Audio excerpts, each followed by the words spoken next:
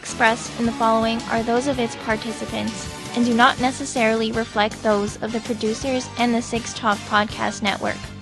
Also, the following contains mature material and mild language, which may not be suitable for all audiences. Discretion is advised.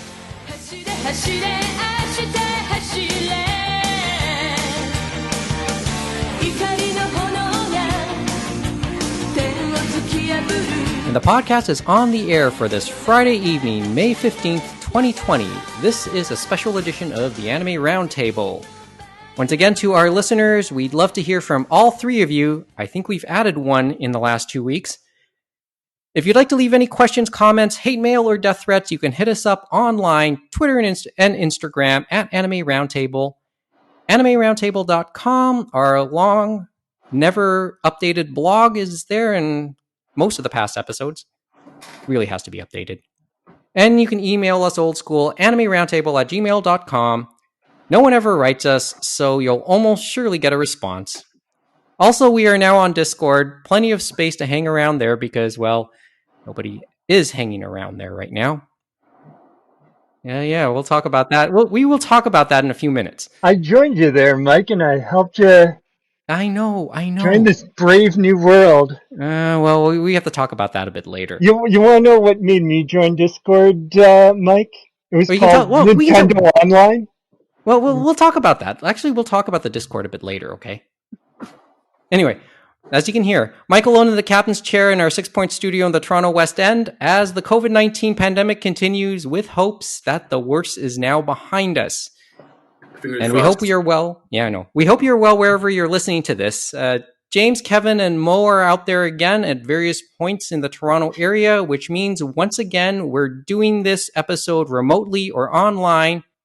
One thing we could never really do over the now 14-year history of the podcast, hiatus aside, was interview others since I was admittedly stubborn, distracted, and lazy to try Skype and the like.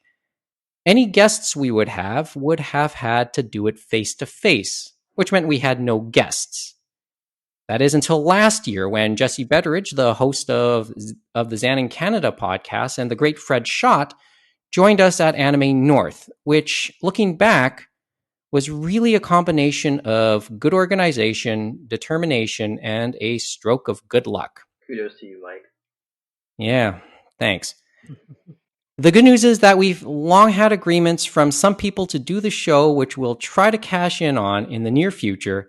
And as we get more comfortable doing this, we'll feel more comfortable asking others to do interviews and maybe even regular roundtables. So the feeling out process of doing this show remotely continues on every front, even in terms of the means by which we're recording this. To that end, while I was overall happy with the Zoomcast we did a few weeks ago, despite some technical issues, we are using another service to record this episode tonight as a request of our guest. I don't know how you feel about this, guys, but I'm sort of looking forward to this one. So, to give you a sense of how little I've been keeping up, as we were planning the last episode of the Roundtable a couple weeks ago, it was, I think, James that told me about anime lockdown. I mean, with all the cancellations going around, and it's not just anime-related events, of course, a void has nicely opened up concerning the lack of anime events and the fact that if such a thing were to be held, it would have to be held in a virtual form, which probably says a lot about how the resulting anime lockdown went. And while we've given our initial impressions as we taped 2 weeks ago towards the end of day one, obviously we've had more time to think about it since it's long over. But instead of the four of us talking about it, the main guy behind Anime Lockdown has decided to join us tonight to reflect on it.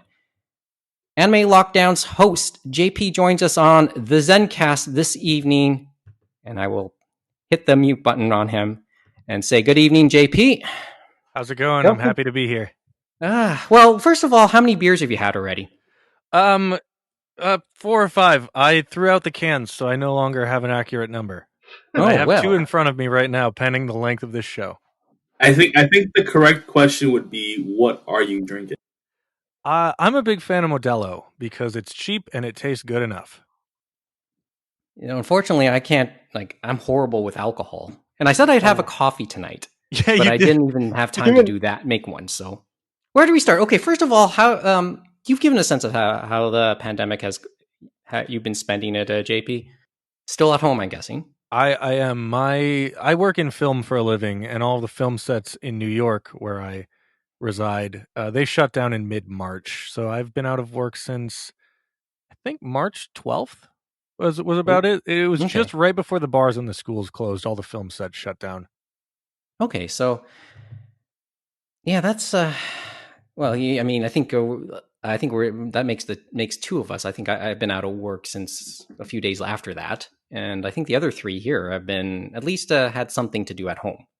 To be fair to them, but it just sounds like you've been kept nicely busy, though. So, how have the last 2 weeks been after all this is done? I mean, I'm looking at your YouTube channel. You have 10 videos up now. I can, by my count. Is that all of them? Is that no? It's not. There were 25. I think maybe 28 total programming slots. I've been going through the archive fairly slowly because it takes a long time to render them.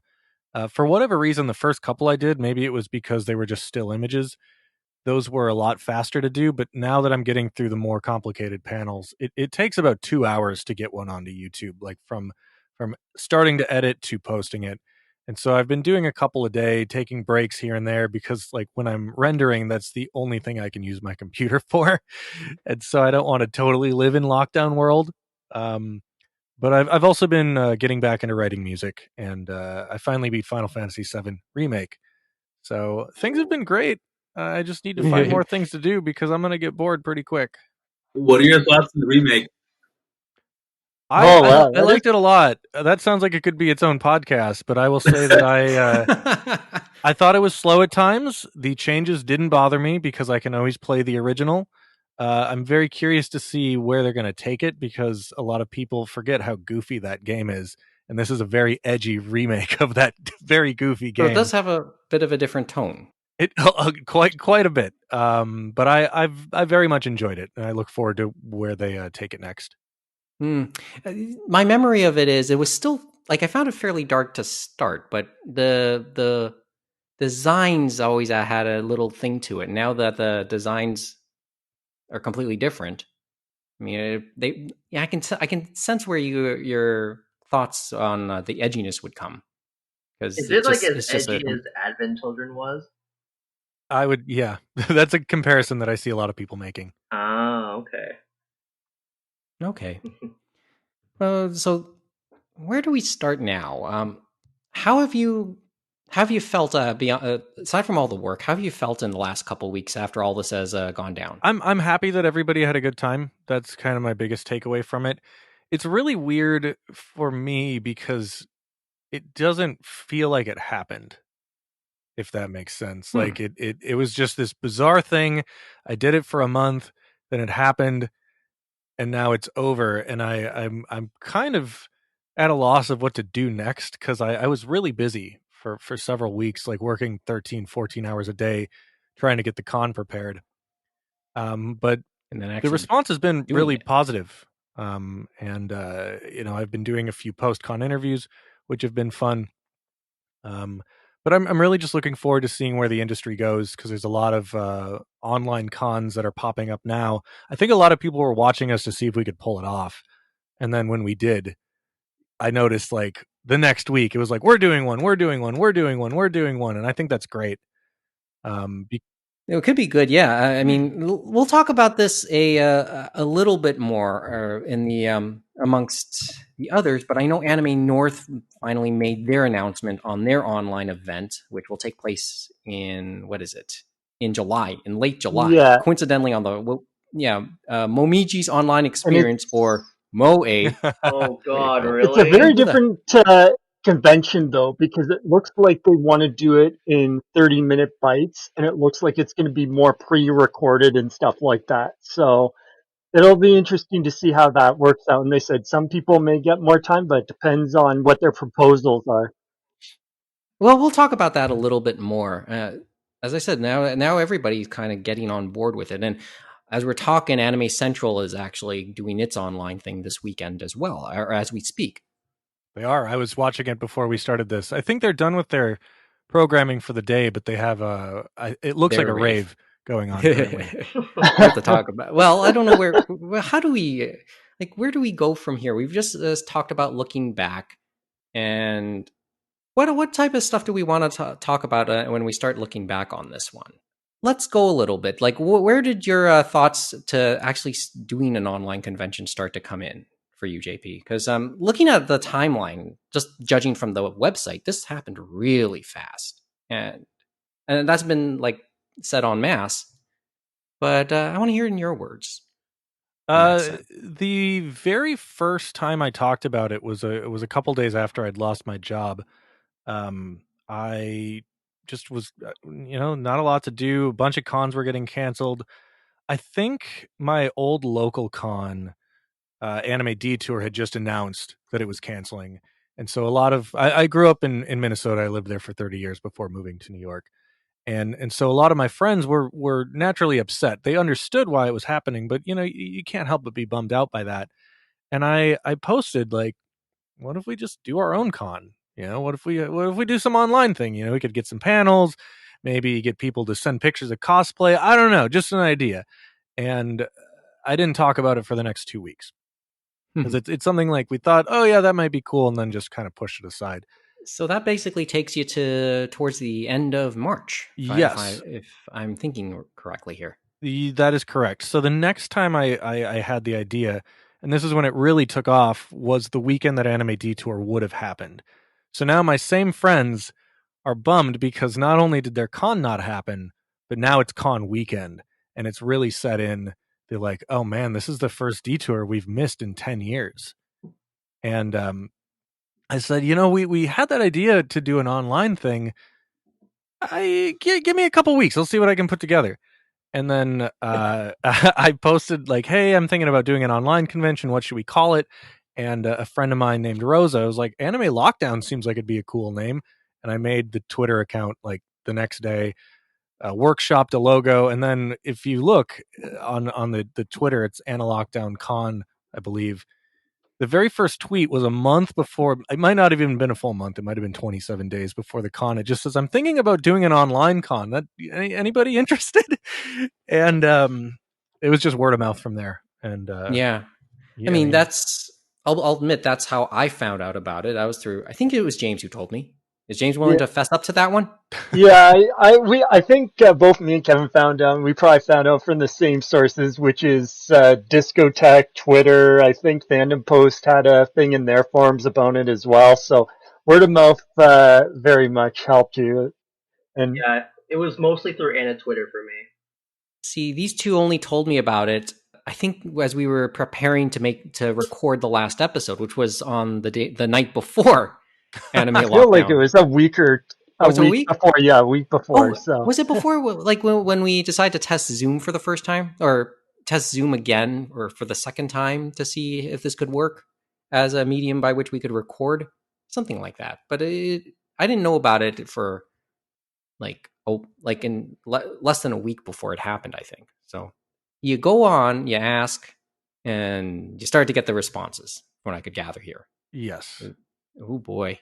And I know you've told the story already in the closing ceremonies that you got kind of overwhelmed.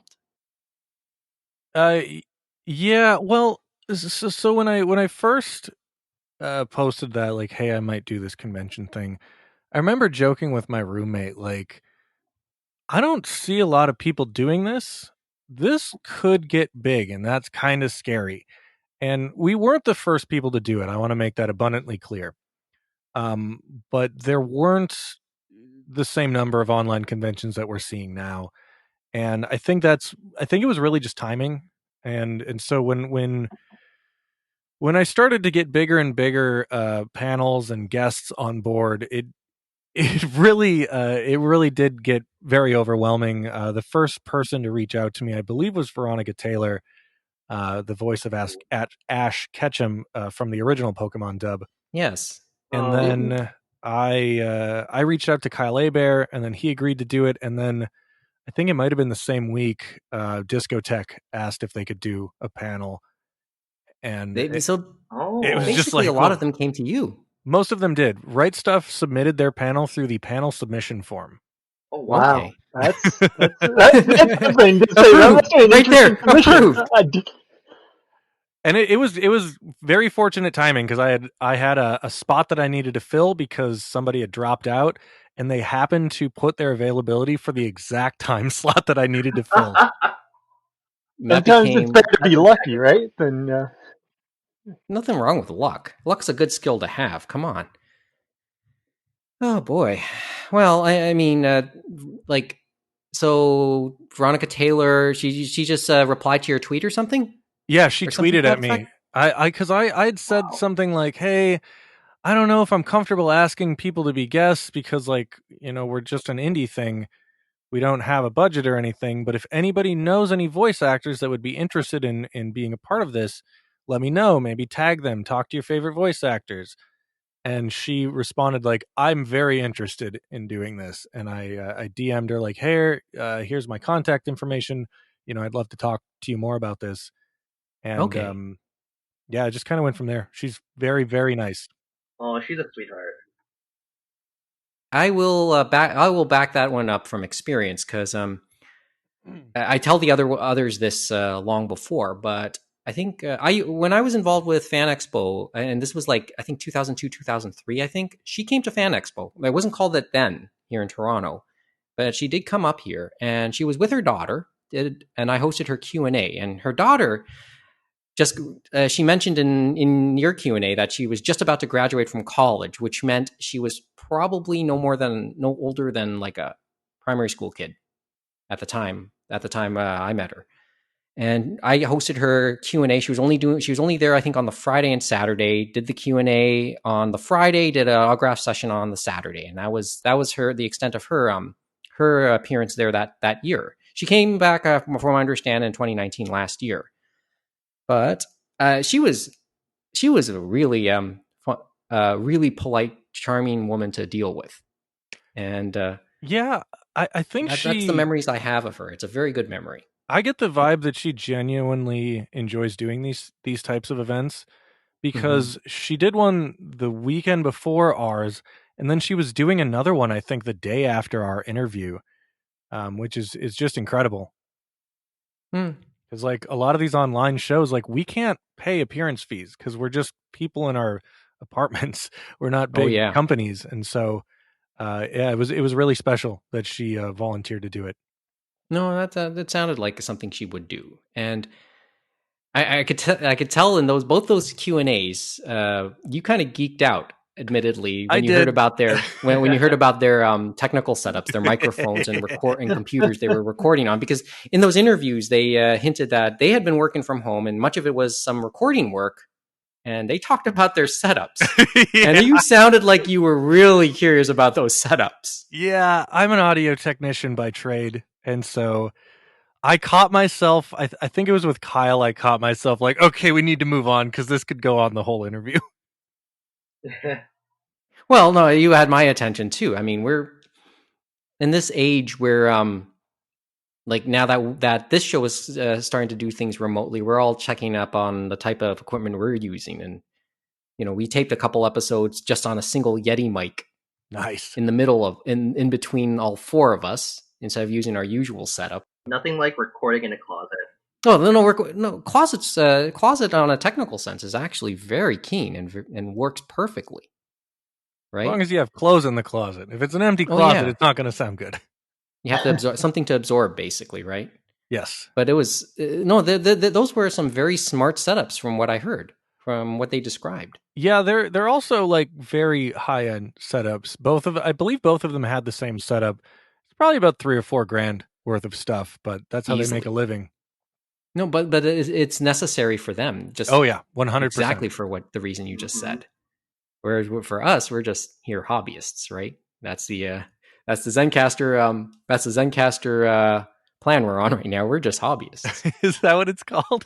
That's what they refer to as their lower tier plan that we're testing this on. Nice. There is something a little the paid plan is a little bit more extensive. That's another story. As I said, we're admittedly testing out a couple of different recording sites and software. And I'm glad you asked me to try one of these, JP. Yeah, because you said you were curious about Zencaster. Well, because you told me that you were thinking about 3 different softwares that you wanted to try out for this, and I requested Zencaster because of the 3 that you mentioned. This seemed like something that I might use myself. It's really cool. I'm sure your listeners love to know these details. You, as the host, are able to control our recordings, and it records all of our local audio and then puts it in the Dropbox automatically. Or we can, or in the server itself, and then at which point we can download it into our own computers. It's incredible. And then I almost in testing it last night. Actually, I was looking around the whole interface, and then I beside James' name, there was the word kick, and I clicked on it, and I almost kicked James off. So. Oh, nice. I don't have that because I'm not the host. Yeah, but the host has that option. So that's funny. You don't see that. You guys don't see it, but unfortunately, I do. Yeah. So, okay, so let's talk about a few of the little ins and outs that caught our collective attention, I guess. I hope on the convention. The Discord. Okay, James, I know you want to come in now. This is where I hope you can explain this to me a little better. Discord was something that I had yet to try out myself. James, I know, is a little bit more into Discord than I would be. So yeah, and they've grown quite a bit, and it was kind of fortuitous for them because when Nintendo started, Splatoon, when that launched, they kind of started getting bigger and started that. And because Nintendo's online is garbage, basically, that's why people who want to do voice and all that stuff, that's how we did it. That's how we're still doing it. So it's a voice thing. I didn't really go through the Discord that much myself. I ended up perceiving it more as just chat boards and stuff. But it sounds like it's a lot more extensive than just that. Yeah, they've added video features now and stuff like that in streaming that you can share a screen and stuff like that, which they've never had. So they've added a lot within the past year. But the other thing I know is that it was interesting. I wasn't in the Discord as much. I did explore JP, but it was interesting what you decide to do with that and make it kind of like the dealer's room, the artist alley. You had those little con jokes, as you said, and stuff like that. The broken elevator and the wedding and the bar and that. Oh. We have to talk about that metaphor in a little bit. I mean, right away, it already feels like a typical, the past 2 Anime Norths for me when we were taping the podcast there, did a lot of things, but I almost never saw the artist alley and the dealer's room. I saw it, but I didn't really get a chance to appreciate, go around it and get anything out of it myself, but I can only speak for myself. So in many ways, it's been the typical con experience for me for the last couple of years. I was going to say, thinking about it, that is probably one of the innovative ways I want to think, because I wouldn't have thought to get the artist alley and then the dealer's room through that method, because we're so used to these different stream events, especially on the video game side. And usually, obviously, there's a physical event going on at the same time. So usually it's mostly through that streaming platform, usually YouTube and Twitch and stuff like that. And so you don't usually think about that end of it. So it's kind of nice to have all those kind of parts put together, and you can still make it happen. It's a bit different, to say the least, especially I'm sure for the dealers and the artists in that, because there's a lot more back and forth and stuff like that instead of having a rush of people in that. But hey, as you said, it's it gives them something to do, and maybe they'll make some more contacts. And it looked like there were some different people you wouldn't normally see, obviously, at our local cons, because you were able to get people from across the world. More or less. Oh, Kevin, go ahead. Did you receive any feedback from the vendors, JP?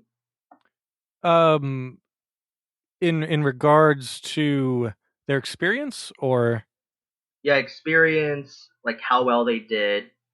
Any feedback from their end? Oh, you actually are reminding me that I set up a feedback box that I forgot to read.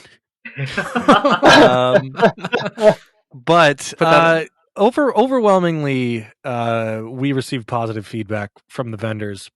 I didn't work personally with the vendors. That was my friend Tony that worked with them. Oh yeah, But Tone Dog. he reported to me that the vendors were very, very happy with their experience, and some of them said that they had a better experience working with Tony than they have with the people in charge of vendors at some conventions that they've actually traveled to. Oh god, I can Which only imagine. Wow. That seemed to be a line from a fair number of congoers, from what I could gather. I mean, those are their words and not mine. I didn't get to really go to my own convention, so I can't really comment on it. I was Well, running tech the entire time. I was thinking about, because you said at the closing ceremonies too, Tony had to set up all those authorizations for all the vendors and the artists and stuff like that. And that takes time, and it's like, oh man. So it was incredible. It all kind of came together and stuff like that. I'm sure there were little hiccups, but he seemed to be getting through and get everything done. And the other thing was, it seemed that obviously you need moderation. That seemed to be going okay on that end too. I was especially impressed with I didn't see YouTube, but I was mostly on Twitch. I have to say, the most well-behaved Twitch chat I've seen in a very long time. Many people said that, and I know you said that too. It was like a miracle from God above, right? Yeah, we really usually lucked where out on behind- that. And I think that some of that comes from just that I really encouraged positivity throughout the entire weekend. One of the things I said at opening ceremonies was like, look, we're all here because we love anime. Let's keep it to anime, manga, gaming, related things. We can go back to arguing about everything else on Monday. And people just, I don't know, it worked. And yeah, I think the other thing too is you said, as well as you said, we know about Twitch in that, where they say they took the whole raid culture and said, okay, we'll try to make it positive. So after you're done your stream, you can send your viewers to another stream and stuff like that. And you said, well, that's nice, but I don't think we want to do that, because heaven forbid they come in at the wrong time, right? Yeah, I turned that off. The moment I saw that feature, I was like, nope, disabled. Yeah, it's like you gotta always check those things, because heaven forbid, right? It's an interesting feature, but no, I didn't want to take any chances. And we took similar precautions in the Discord. Fortunately, people were very behaved in the Discord. There were a few things that fell through the cracks. We're going to work better towards that with more moderators and some automated moderation. But for the most part, people were really cool. Oh yeah, some of the beers all just caught up with me. Some of the things that we did to counteract some of potential problems that we saw at other online conventions, we disabled pictures in most channels because there was an online convention the previous week that somebody raided their channel and posted a bunch of inappropriate photographs, and we didn't want that to go down, so we limited photos to like one category, and we're like, if it gets abused, we can turn it off instantly. Basically control it. Yeah, it was all very localized. Yeah, it's a tough word to use, but I get where you're going with that. Yeah. On that note, first of all, I listened to the Anna Gamers podcast earlier, and the gang there, Ink, and they had Surat on, and Evan Minto. Evan Minto, that's his name. I'm sorry, and my apologies to Evan out there, because I did enjoy the burger time stuff a couple on that night whenever I could watch it. No, they showed a lot of empathy towards you. I mean, I can see it, because like they said, you were living the typical life of somebody running of a con staffer, which meant you had no time, no real time to yourself. You were just it was like 16 hours a day running constantly. For whatever proper metaphor could be used in this in the context, right? Yeah, and it sounded like it, because you were there. No, it sounded like it, seriously, because you were on the ball for every single panel that was there, hosting it, moderating it. You did the intros for each of them, and I know the story behind the slides, which is hilarious. Which I have to bring that up a bit. I'll bring that up in a couple seconds. And I think they were also impressed with the way you handled the questions, because I know you encouraged the voicemail line. Yeah, but it didn't get used a ton. Yeah, and I didn't hear it used too much, but you seem to at least do a bit better job screening it through the actual text chat that was going throughout each of the panels and stuff. Yeah, I mean, I think given the circumstances, we did a fairly good job at that. The voicemail was an idea that I had that I thought would get used more. I'm a little happy that it didn't, because I think it would have turned out to be more of a headache if I got tons and tons of voicemails. I know the voice actors did get some. The industry panels got a lot of voicemails, but neither of them had time for questions. The voice actor panels, we actually had a system in place where Tony moderated the chat and then dropped questions into a Google Doc that would live update as I was looking at it. So he would just, if he saw a question, he'd put it in there. It didn't matter what it was. And then I would screen the questions as the interview was going. Which was a good thing, because that's not something you see obviously in regular in-person conventions. A congoer or a fan would just come up to the mic, and you really wouldn't have a clue what question was about to come out. Yeah. No, you would Sometimes know. it'd be it would more be than a one. question. It'd just be a long something. Or Yeah, they would long, ask that how can they become a voice actor? stuff like that. Sometimes those moments though have led to some awkward moments. I mean, from my experience watching these things. Yeah, it also it leads to some really awesome moments. My favorite incidents of that, I don't know if you're familiar, is at like a World of Warcraft convention where some guy's like, I just read The Shattering and the recent patch contradicts that entire story. And then they went and they patched the game to fix it. And then they made that guy that asked the question a character in the game. World of Warcraft. Wow. Way to go. Yeah. Wow. That's great. I think he's called Red Shirt Guy. It's definitely worth looking into. It's the positive parts of gaming, of our geek culture sometimes too. I mean, it sometimes gets a lot of flack. Yeah. In some instances, but then there's a lot of but it can be quite inclusive too. It can be well, I hate to bring this one up because we talk about inclusivity and exclusivity, and I mean, at Anime North, we constantly talk about how inclusive it tends to be, and I know there were questions of inclusivity in the days at the end of lockdown. Oh yes, that was a concern that was brought up. Yeah, then that was and it kind of came like Kevin passed me the article. I looked at it, and we are bringing this up. It was weird to read. It was a weird one to read. Kevin, you want to say anything about that one, or wait, did somebody write an article about us not having enough diversity? I didn't see this article. It wasn't specifically that. It was more essentially it was essentially somebody covering the whole Twitter conversations between Time Enforcer and Nubis and Gabomatic, who freelanced for ANN. Well, that's two different conversations, because the inclusivity and the Time Enforcer Nubis were two separate incidents. Because I saw Erica Friedman talk about how we had mostly male panelists, and I reached out to her and talked to her about how in the future we can reach a more diverse panel community. I don't know what the word is. But then, yes, the other that also happened, but I don't know if those are necessarily the same conversation. It's we're talking about. I think they're different. I was thinking. Yeah, it was what happened after that. Yes.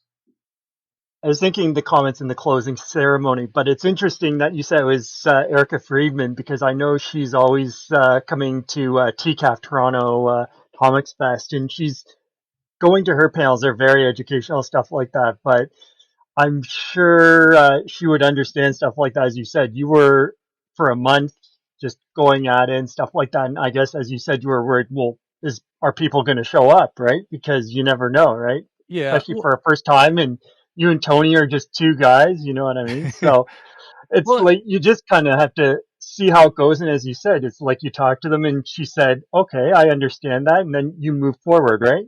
It was a totally fair criticism. And it was something that when I saw the schedule for the first time, I was like, this is going to come up. And I need to be ready for it. And I need to be ready to talk to people about how to do better in the future. And I did talk about it in closing ceremonies that the mistake that I made was that I approved panels too quickly. And it's because I wanted to get this out the door. I was worried that if there was too much time between announcing the con and having the con, that people would forget about it. And so that resulted in a lot of paranoia of not being able to fill the schedule. And that's how the schedule ended up the way that it did. If I did it again, I would limit people to one panel each, and then that would have allowed for a much more diverse variety of panelists. Because we did receive a lot of last minute submissions that I think would have fulfilled that a lot better. And that is normal and stuff like that. JP is like, sometimes you don't think about that in the moment, right? And other people I know, they had a gamers podcast said the same thing for first con time runners and stuff like that, where it's like, they're like, okay, are people going to show up? And then sometimes they might bring a family member or someone else, saying, hey, can you fill a spot and stuff like that. So, and they don't think, I better just wait till the last minute, because you're going to have all the early birds, the mushy middle, and then all the latecomers. And trust me, there will be late submissions. But I can understand, I know that now. I can understand like the fear of not having enough content as well. I will say that I'm very happy with the programming that we did have, despite that shortcoming. There were some very big surprises. The hentai panel, I think a lot of people were surprised by, that it was like a pro consent inclusivity hentai panel, and I don't think anybody expected I have to say, I watched that, JP, and the G-rated hentai panel, as I like to call it, it was quite good. It was quite interesting, the banter between those two. And I know you were really worried there, and I was in there watching it. And don't worry, Twitch still kept on going first, even though you put the backup up. Yeah. It was just, they kept on the left side of our screens for the viewers. They just kept on putting yours down, like, so that you wouldn't see it, because obviously maybe they have something in their system that they're worried about. I don't know. Yeah, but they were kicking you down below all our other people that we had. Yeah, I mean, we made it through, and I had planned for stuff like that. I had 2 backups ready to go if the Twitch ended up getting shut down. But I was in regular communication with Bella and Russell leading up to that panel, and they'd showed me their slides well in advance, and I was like, okay, well, here we go. It's now or never. Let's talk about this. No, anything else you want to say on that? Because Kevin, go ahead. I was going to say, wasn't there a brief moment where I felt like the feed had cut off for a brief moment and then it got recovered? What happened there? I know that on Friday there was an issue during the last panel of the night, but I'm not aware of any issues that happened the rest of the weekend. I mean, I know some people there was lag, some people it did cut out, but I was monitoring the signal on my end, so I think some of those issues were per person basis, but on Friday it did absolutely die for a while. Because I know Friday, I think it was Devilman that. Oh yeah. That Devilman that the caused YouTube the got one? killed during that. Yes. Yeah. But the final panel. And then I think for Saturday it may have been multiple users, but probably not. It wasn't Twitch taking it down, because that was my fear at that moment. Yeah, the problem I had on Friday, because we were originally going to stream on Facebook, YouTube, and Twitch. Originally, I only wanted to do Twitch, but I tried the others out based on people requesting them. Facebook got killed before the con started. Wow. It got triggered by our royalty-free stream-safe music that I bought, licensed from a stream-safe site that said, this is safe to use on your streams. And YouTube cut us off within 30 minutes of starting the stream. Or not YouTube, Facebook. And you said that was the elevator music that people could get and stuff like that, and use it for either their phone, like if someone's on hold and stuff like that. So that's kind of crazy, especially since you said you tested that too before the con. Like, I did. Well, what was interesting is I tested it before the con with music that I wrote myself. And so it's possible that these musical artists have submitted their music to a variety of other services, so they might just be part of the algorithm, whereas stuff that I wrote is not going to be part of the algorithm. I feel bad for Okay. anybody that found that 20-hour stream of me looping 4 songs I wrote on repeat. Hey, that takes talent, dude. That takes effort and talent to write anything like that. So, well, okay, let's talk. I guess I want to get to ask a little bit about some of the technical stuff because Sure.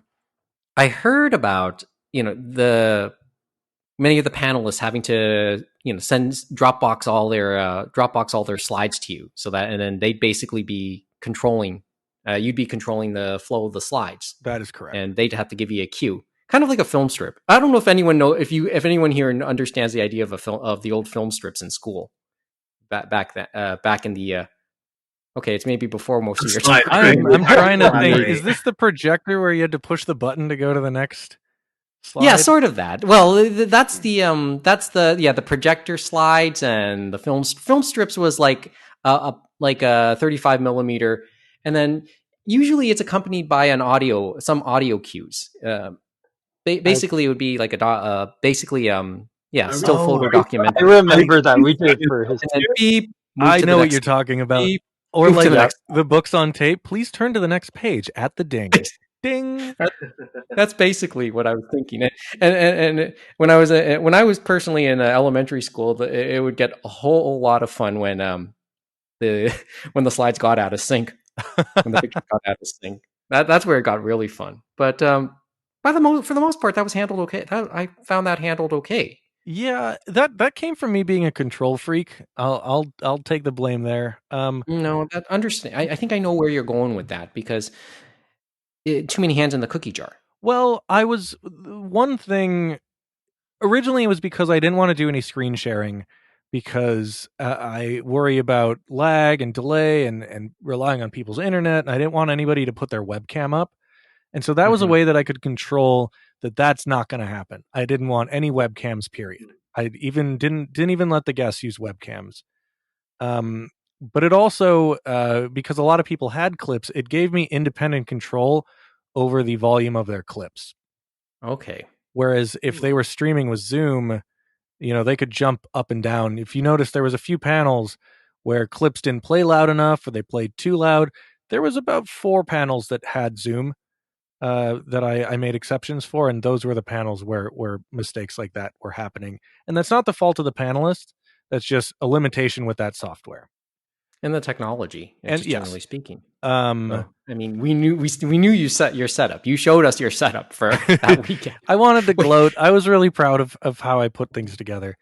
And how it probably stayed afloat. Yeah, because every panel happened on time. So seriously, all Wi-Fi though? All Wi-Fi, yeah. I couldn't. That's impressive. I didn't have a choice. We heard that story about Wi-Fi, and we heard you talking about running a cord, like 150-foot cord sign, through your window, through a locked window, I guess, because it's in the basement for the router of your building. And I'm just picturing that in my mind, like, that's insane. And then you were saying, because New York City and all that, about, well, what happens if someone comes by and just pulls it? Yeah. And you said something to the effect that, oh no, they wouldn't do that. It'd just be a homeless guy. They'd probably just urinate on it or something like that. And I have that dark and crass humor too, so I had a very good laugh at that when you said that in the closing ceremony. It wasn't just Wi-Fi. It's shared Wi-Fi with the first floor of my apartment building. So there's probably 6 people watching Netflix at any given point. Oh wow! Which is well, whereas in Kevin's case, you only need to have one, and it might go out on him. Yeah, I did about 2 weeks of testing with that before I was comfortable. Who's your provider? Like, what we kind of Fios. speed are you getting? I had for the most part of the weekend, it was like 60 up, 60 down. The parts where it started to crash at like 1 a.m, it went down to 12 up and down, which should still be enough to host a Twitch thing. But that's when maybe it was just the sudden drop is what freaked OBS out. Did that have anything to do with why the webcams weren't an option, like just speed wise or just reliability? Like, that's part of why I didn't want to do it, because when you introduce webcams, now I'm relying on my internet and your internet. But also when there's 4 or 5 panelists, how do I make that look good on a stream? But I also didn't want. It was brought up to me by a potential panelist who did not end up presenting that they don't want anybody looking into their living room, and that's when I was like, "Yep, we're not doing webcams at all." Because privacy is a pretty big deal. A lot of the people that did panels didn't even use their real names. So why should you get to see their face and see where they live? Understood. So Yeah, it's honestly very refreshing. Like, especially with this lockdown, everyone doing video calls, just a non-video call kind of situation is very refreshing. I think it also just kind of looks tacky, and a lot of times the audio and visuals are out of sync. I didn't want any part of it. And well, yeah, and I guess now that you bring it up, you make me think: does it really add anything to that though? It depends. I mean, nobody had any visual panels in terms of like having to do a demo, just of themselves. Yeah, and that doesn't mean that my approach was the right approach, but I feel vindicated having done it in seeing that other people shared my concern. Like, no, we're happy that you didn't do webcams. We don't want webcams, because it's like, do you really need to see a person talk and not do anything for an hour? Like, that's a fair point. That's a fair point. James, did you want to add anything? Yeah, no, I was thinking that less is more and stuff like that. And we talk about privacy concerns and stuff like that. And I think of the old thing of you have to have your credit card on the internet. I rather do it, not give it at all and stuff like that. So if they give me that option, I say, you're not keeping it at all. And that's like simplistic, but it's a security thing. And it's the same thing with this. And we've seen it where you never know what can happen if someone has a camera on them. So it's better just say, okay, give me an image you're comfortable with. That's professional. We'll put it up there and hey, we'll know who it is and then we'll go from there. Yeah. So, and I think it worked very well. And it's probably the best way, I think, to do it. It's like less is more. Yeah, there was a part of me wondering when I first saw the first panel, I thought, okay, it's just still images. But then I didn't miss it. I didn't miss that. So it didn't detract from the experience at all. Well, I think it was a fair move. I think it would have made the I'm a big fan of simplicity. I think it would have made the screen too much to look at. It would have been too jumbled. Like I wanted a very simple, clean aesthetic. I didn't want to have to move it around too much, and just like too many it's setting up webcams for every single panel would have been a nightmare. Well, I'll tell you this from at least the way I consumed it myself over that weekend. It was a bit of a passive some passive listening too, almost like listening to the radio. Yeah, it was relaxing in many ways. I could do do something else while listening to a panel, and that's a different type of experience. But I actually enjoying it that way. But it was a different goes once again to the theme of this was just a different type of anime gathering. It's funny that you mentioned that because I based the entire workflow off of my experience working in radio. Yeah, well, I just ran a 3-day radio show. Well, and I've always been I've always expressed my how much I enjoy listening to radio more often than not, right?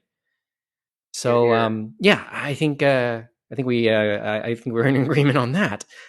Actually, now just to lighten the mood just a little bit, you kind of used the Twitch and the Discord and YouTube, kind of using them together and using them all as a metaphor for an actual con venue. The Twitch being the panel room, and then the Discord basically being the rest of the hotel and the dealers' rooms and stuff. And James kind of joked around about the metaphor of other events going on, like the Johnson wedding or the broken elevator in the Johnson wedding. You don't know. You know how right you were about it, but it made us laugh about the type of things that, like, it made us laugh because of how true that metaphor was. I thought it was hilarious. I'm whole glad Johnson that you like wedding that. gag. No, because we can kind of relate. Oh yeah, I think we've all been to a con where there's a wedding. No, yeah, but our version of it is a little bit more of the national level because yeah. Oh, yeah, okay, we're gonna. The others know what I'm about to bring up because Anime North and Fan Expo 2. Both conventions have taken place in the same venues at one time or another of various conservative conventions. Oh yeah. Yeah, Have you heard about this? Both times. You know about this story? No, I don't, but when you said national, the first thing I thought about was when there was a neo-Nazi protest like 2 blocks from Otakon like last year. Oh, like, is he going to we talk had- about we that? had about that? Oh boy. Oh well, we've had too. religious groups protest religious 2 groups. years in a row at Anime North, and I guess we were expecting, I guess we were expecting a three-peat this year, but It was kind of crazy about that, Mike, because I'm thinking to myself, okay, you're very religious, so why aren't you at church? You know what I mean? It's like, because they made their protest on a Sunday. yeah. Their protest was on a Sunday. That was the story But behind that. you know what? I'll tell you this, Mike. Hey, if I'm going to hell, at least I know I'm going to be warm where I'm going. Oh, way That's to what I tell go! people. Yeah, way to go! Look at things on the bright side. Actually, what was it? I think it was 2 years ago, was it, or 3 years ago? 27. Oh yeah, 20. I think it was 2017. Yeah, it was 2017. Anime North took place the same weekend as the Federal Conservative Leadership Convention, and they elected Andrew Scheer as their leader. He would have been like if they won the election back in last year. I think it was in October. He would be now Canada's prime minister. Basically, that was the convention to decide the leader of the other major party here. And I think years before that, Anime North, the Toronto Congress Center, was also host to another conservative policy convention, and there were some articles about how some congoers actually went. They were registered Conservative Party members and actually did take a little bit of time away from the convention from Anime North to go to the other convention and actually put in their leadership vote. I mean, that doesn't surprise me. And there were tweets in that between both things, and they were very jovial, but they were very serious, and that's the thing we always worried about, because younger audience and said, if anything happens, basically you're kicked down at the con. It's like we all got to get along, and everyone, for the most part, as they said, they were very respectful, and we were very happy for that. And the same thing happened many moons ago. The first conservative leadership convention, when they unified the progressive conservatives and the Reform Party, that was Fan Expo, their mini con in March, and they were at the Toronto Metro Convention Center, and they were in the South Building because obviously they were bigger than us and we were in the North. And that was interesting, especially when you had, I remember the one guy, of course, he was in the Sailor Moon outfit, right? Like the one bigger guy with a beard in a Sailor Moon outfit. I'm thinking, oh man, what did the conservatives probably think of that? Sailor Man, great. Well, that was kind of funny too, because I was walking because I was coming from the subway, and I happened to pass by Peter McKay, and I said hello to him, but I stuck to my points, and I decided not to be too hard on him and stuff like that, was because I was still ticked off about him about what he did to the PC party. Yeah, that's another story altogether. Oh, sorry, did you want to say something, JP? I was going to say, it's a little more lighthearted. My favorite one was, I think it was 2 years ago at Anime NYC. There was a pet convention in the same building. No. And that would be great, especially depending what pets. I went down there and I was like, hey, it's PetCon. I'd like to buy a badge, please. They're like, oh, you have to do it online. I'm like, I can't just give you money at the desk. Okay, so I pull out my phone. I'm like, what's the website? Okay, I bought my badge. I'm like, okay, I bought one, and I showed them my thing. They're like, you're not showing up in the system. Like, I just gave you $75. Let me see the dogs. So she gave me a bracelet. It was like, all right, go in. How was it? It was like the most heartwarming experience of my life. They charge way too much for what it was. $75 for a single day pass to this Yes, a 1 day pass to this dog convention. Well, other pets were there, but it was mostly dogs. And it was like one like gymnasium sized room with mostly vendors and people taking Instagram pictures. There was one area for panels. It was a very bizarre, but very, like, I almost cried. I was so happy. I was surrounded by like 150 dogs. It was oh man, excellent. You are a dog person. I love dogs. I spent half my day at PetCon. You enjoyed that a lot, way more, I'm guessing. Dogs are the best breed. Well, that's the. It just sounded like a. Well, I never knew of the reverse version actually being so pleasant. Actually. Yeah, I mean, Well, sounds I nice. don't see that happening again. But that was very nice. Well, the big conventions here take up, like, I guess with Anime North, whenever it happens again, it'll probably dominate the space it ends up in, and well, unless another political convention takes over again, because that's entirely possible. Fan Expo, when that happens, that literally takes over the entire convention center downtown now. It's big enough to Nice. do that. So I Yeah, don't and think they've we're. actually set up properly now because remember, what was it? It was the early last decade or the thing before they had an issue with space and booking from before. So they were just in the north section of the Metro Convention Center, and that caused huge backups, lines, and fire hazards and stuff like that. So the next time they said, we're just going to do all the convention center and make sure we do it right. Yeah, the just so you, in case you don't know about the layout of the Metro Convention Center, JP, it's actually just two buildings, and they're connected, two separate buildings, and they're actually a fair distance apart, but they are connected through like a walkway bridge that kind of crosses around the train tracks near the Rogers Center where the Blue Jays play. And actually, the walkway leading to the Rogers Center figures into that a little bit, but it's a pretty large weird complex in its own way. And the big auto show that happens in Toronto takes place the same way, in the exact same building, in the exact same manner. It's the fact that Fan Expo kind of got that way. Is kind of impressive in its own sense, but it's essentially Canada's version of Comic Con now. Oh, Very much so. now that I'm looking It up is, Anime yeah. North, I was like, I know I've heard of that. I used them for inspiration for our guest flyers. Oh, really? Because I was like, what does a guest flyer look like? And Anime North was very prominent. I was like, oh, I really like what they're doing, but I'm going to change this and this and this. Yeah, Okay. it was definitely the East Coast con experience, as some people were saying, and it's like we haven't been onto the West Coast, but it's like people seem to feel there's a difference and stuff like that, and it's definitely a fan-run event on this side of the coast, that's for sure. I'd argue SoccerCon is more fan friendly as well, but by and large, from what I can see of West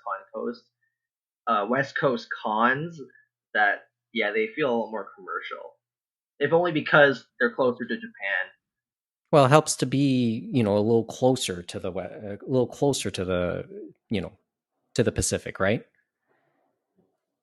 Well, I mean, I I can see I can certainly appreciate that type of inspiration, JP, especially considering the organic nature that Anime North happened over those years, over the 20 plus years, and then how you were able to bring up yours, Well, they just bring have up a your really show. good graphic design team, and I'm not a That graphic too. designer. Well, Yeah, they have a lot of people that have come into the fold, and they all have their different experiences, right? And as a con grows, it's like you can get some different subject matter experts, and they can help you out in many ways you never thought, right? Oh yeah. mm-hmm. On the note of Anime North, we just talked about Anime North announcing their online initiative. Anime Central has theirs ongoing. I don't know how many other Funimation. Yep. Funimation Like Con. And right off, Anime right. Limited as Talk well as about striking while the iron was hot. Just hours after you were done, after a lockdown happened, was finished. I we mean, get word. We get word. Funimation's going to do something on what would be, I think, Anime Expo weekend. yeah, I believe you're Yep. correct. And like, what's your take on all of these now? What's your take on seeing all these online conventions? Because I mean, I'm not going to say. I know you won't say necessarily you're the pioneer of this. Absolutely not. Type of stuff, JP. But obviously, you set some sort of bar.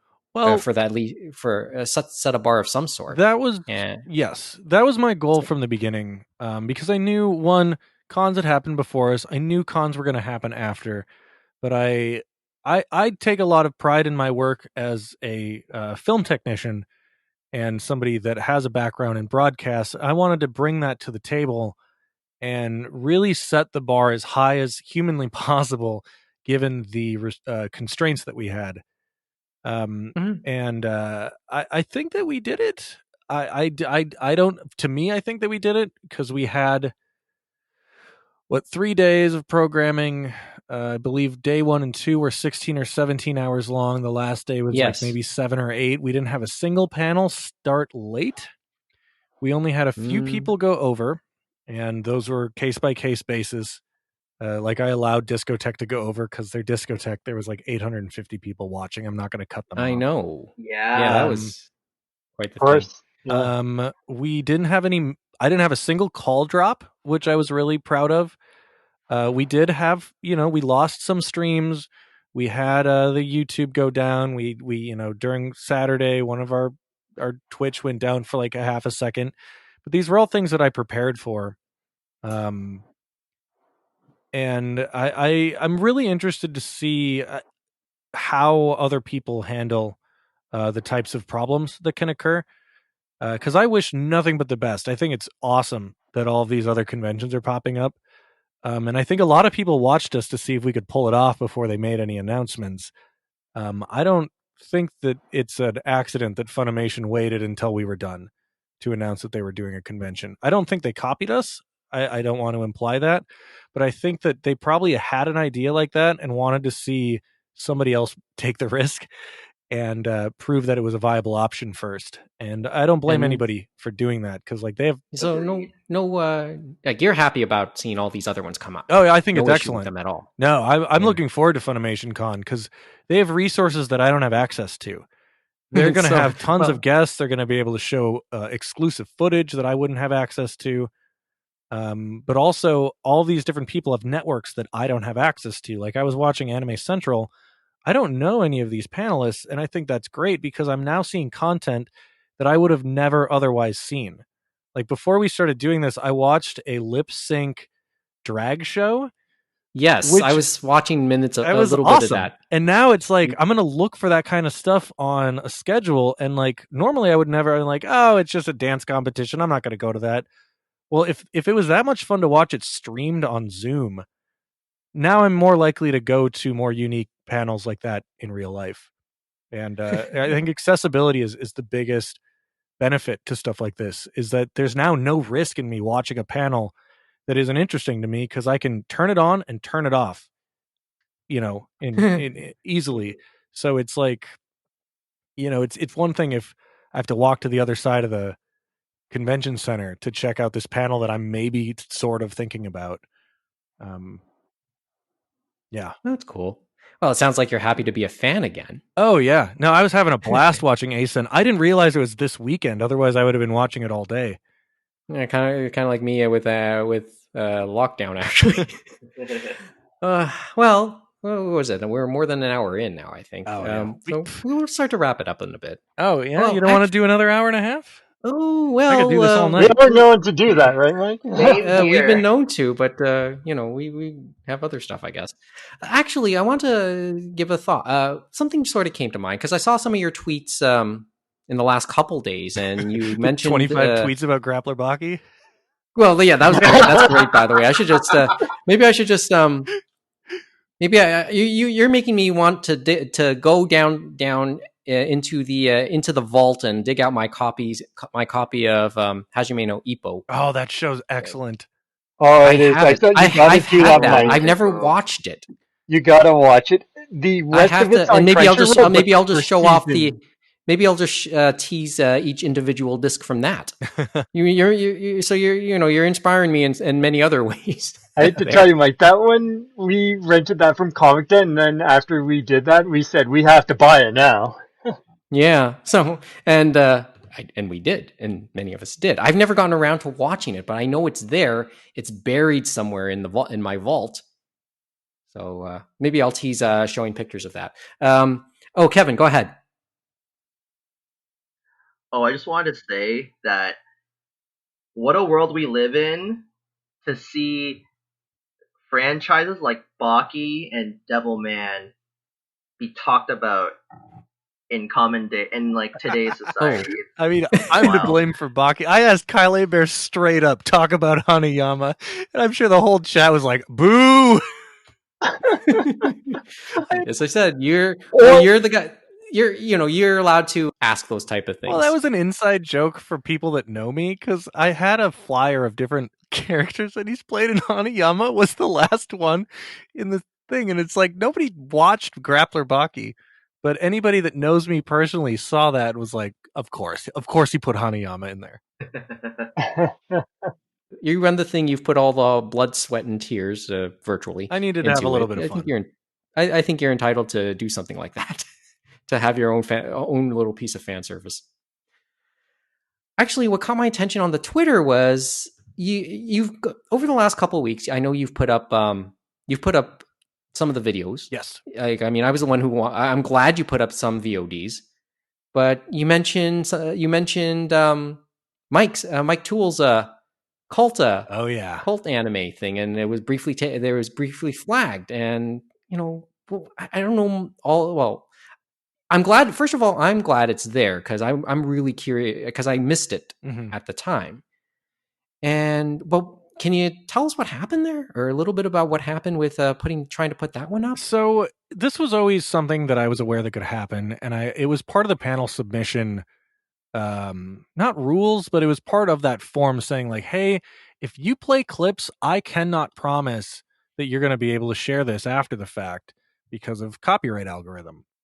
Regardless of like, I know, and many people know that this kind of a setting is covered by fair use. Unless you're just showing a show from start to finish. If you're showing a clip and discussing the clip and it's an educational setting, that is a fairly clear cut case of fair use. But the copyright bots don't know that because they're robots. But what was interesting about Mike Toole's panel is it wasn't flagged for copyright.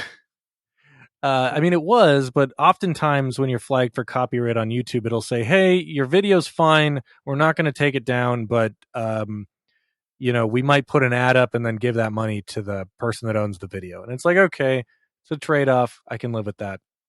Mike Toole's panel was flagged for inappropriate content, which was very strange to me because I don't even think Mike swore during that panel. And none of his usually doesn't. I have not known him to swear much. Yeah. Why do I feel it was one of those crazy cults or some crazy person that you know what I mean? It could have been.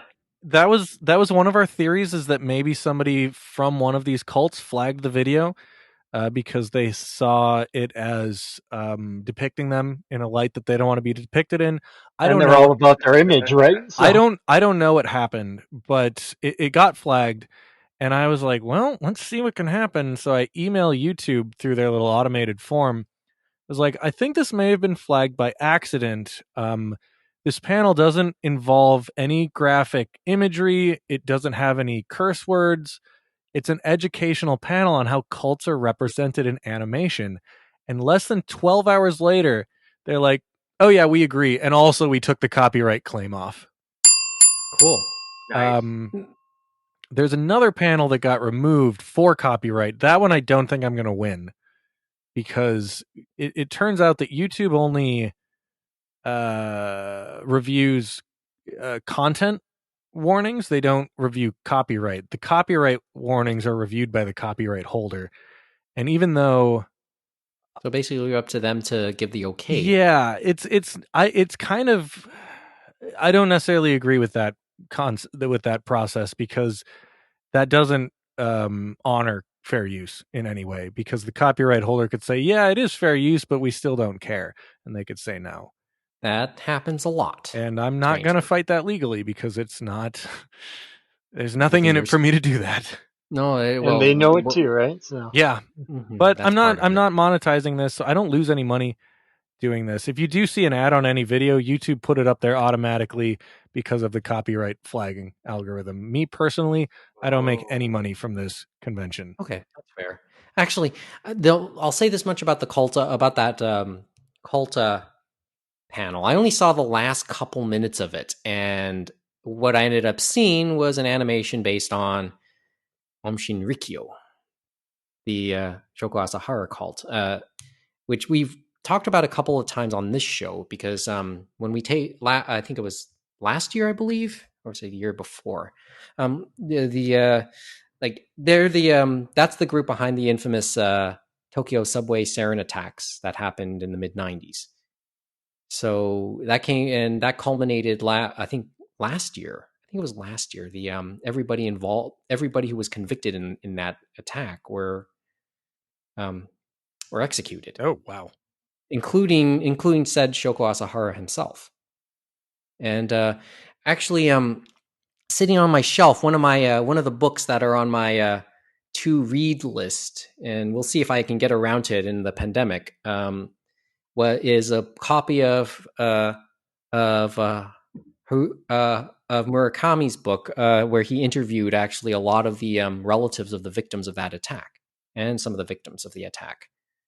So he went online after the execution saying he's not for capital punishment normally, but after extensively doing the story like he did, it gave him pause for thought at the very least, which I thought was so it was interesting to see that animation. And I knew from the story they dabbled in a lot of things. I wasn't aware of that anime. I wasn't aware of that, but it didn't surprise me to see even just a little bit of that. So I'm actually looking forward to watching the whole thing watching that VOD just to see what other stuff that Mike want to talk about there. Yeah, it was a good panel. And it was. It sounded like it would have been an excellent panel, and very well attended.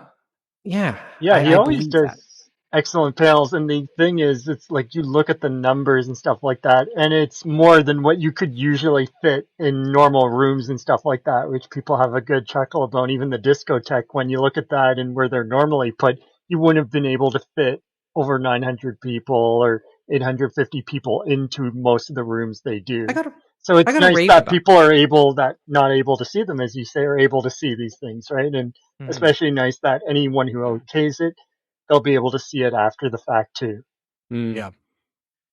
I'll say this much too about Mike. I've having talked with him a little bit more. He came to Anime North last year, and I hung around him for quite a bit. Really cool to have talked to for any length of time, and he's that open invite for others to do the show. Yeah, we're going to try and talk with him, and hopefully we'll be able to talk a little bit more with him because he's an interesting guy to talk to, I find. And I've seen a few of his panels he's done at Anime North. Very lighthearted.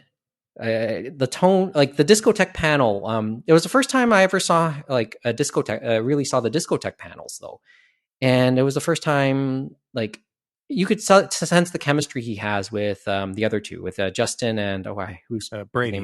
Brady and Brady. I could sense the long time chemistry he has with those two when they did that during that panel, and it was such a fun panel. Like it was informative, obviously, for the stuff that they were bringing out. Mm-hmm.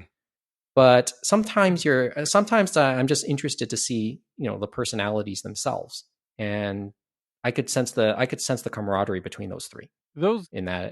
Watching that panel. Those were great for me as well, because I've never been able to get into an industry panel before. And so I got to see, I think I've been to a Funimation panel once, but it wasn't like a traditional, like we're going to announce stuff Funimation panel. It was just another panel that they were doing. But for an actual industry panel, those were the first two I've ever been able to get into because the lines are always so long. Yeah, that was the discotheque. Like as I said, because of that chemistry, it's not a typical industry panel from my standpoint. It's just, as I said, the give and take between the two, mm-hmm. the way they talk amongst each other. It had a different tone from industry panels I would have seen before. Well, I think they've been friends before discotheque. Oh yeah. Whereas most of these industry panels, they're people that work together, and yeah, they might hang out after the fact.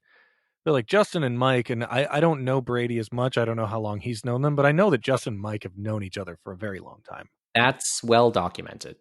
Yeah. Well documented, all the way back to ANN.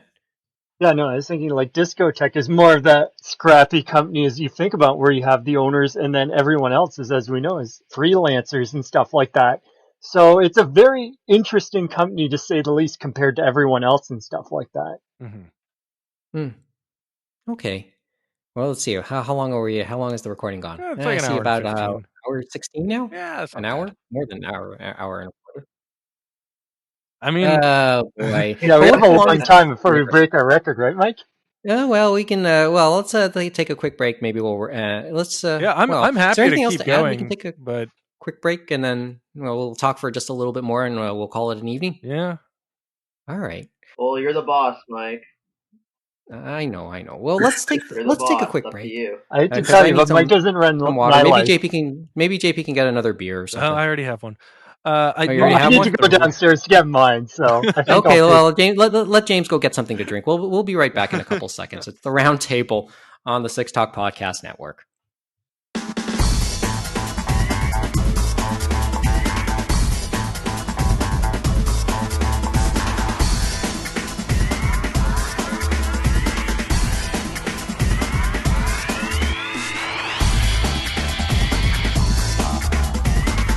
And the podcast now continues. Once again, we're in conversation with JP, the man behind Anime Lockdown from 2 weeks ago. And we're glad once again that he decided to spend Friday evening talking with us. Thanks again. Yo. Is it Saturday morning, Mike? Well, yeah, it's now after midnight as we continue this taping. Lucky us. Well, this is almost typical of a Anime North show, because we would do the Anime North shows what around midnight, After dark. we were part of the After Dark programming at Anime North, because we always did it. It's a no-win situation for us whenever we do Anime North. We know we're not going to get too many people, but it's because everyone's out doing the other stuff, like raves, or recovering from doing Nomanoichi, like Kevin might have done, and he ends up being late. Or James setting up the late night tracks, because that's all stuff we've done at Anime North. Trust me, JP. We know your pain of being staff. I can assure you that I get to do it all during the night. we've had experience doing that one time or another as staff at various conventions, whether it's Fan Expo or Anime North. We've all been like James, Kevin, and myself. Not so much Mo, but we all have a little bit of experience being staff in some form at either Anime North or Fan Expo, or even both. So we know your pain. So we can respect your pain a lot. I wouldn't call it pain. Well, I've also never staffed a live convention. I've been a panelist for the better part of a decade, but I definitely have a newfound respect for convention staff. Not that I disrespected them before, but now I really get it. No, and having sat in, like the odd time in my day, and I can't do them anymore as a staff member. I'm happy just to do a show every so often. Mm-hmm.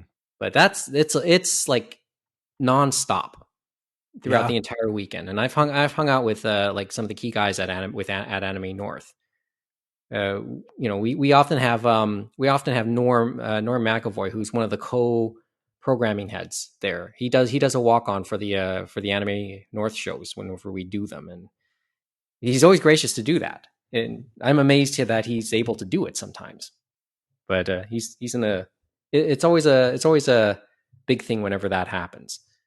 But as I said, we respected what you were going through. I mean, it was pretty wild, because I was running all of the tech. I was emceeing the show, but I was also running my staff at the same time. Mm-hmm. And so there was a lot of things that I couldn't handle directly. So I would be texting Tony, or going into the Discord and telling somebody else to take care of something. I can only imagine that that's exponentially more difficult in a live setting. Yeah, I wouldn't doubt it. Even with the comms and that, right? It's like, oh boy. I wouldn't doubt it. Okay, so during the break, we were talking a little bit about the Geek Eire guys.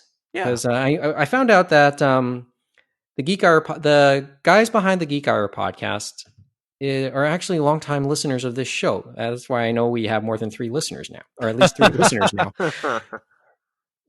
And I found out that Sean is actually dates back as a listener all the way back to our original run back in 2006. And I never really directly talked to them before, but I'd known about them. And you did deal with them, JP. So I want to give a shout out to them. And what was it like to deal?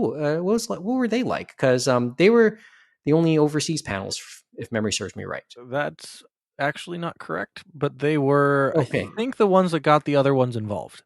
Okay. There were 3 panels that were hosted by people from Ireland. There was Horror in Pokemon, which was by the Straight Outta Kanto podcast. There was The Weirdest Anime Ever from Geek Eire. And then there was the Doki Doki Literature Club from the team behind Nerd to Know Media, which Straight Outta Kanto is also a part of. But that panelist was not on the Doki Doki panel. Hopefully that was not confusing. But no, that was a really cool I stand thing. corrected. It was really cool to have people from Ireland involved. I guess not specifically Ireland, but it was really cool to have international panelists.